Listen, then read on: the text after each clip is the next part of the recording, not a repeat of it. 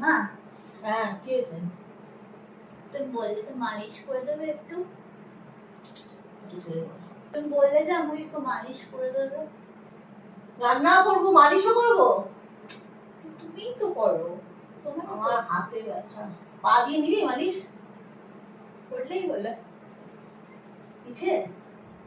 তুই পিছন কর, পিছন কর, কিন্তু আমি পা দিয়ে দেবো। লাথি মেরে দিও না। পা দিয়ে মালিশ দেবো। হ্যাঁ লাথি মারলে একটু আরামসে ভালোভাবে মেরো, যাতে আমার স্লিপ ডিস্ক না হয়ে যায়। আরাম লাগছে? উপরটা কম, নিচের দিকটা বেশি।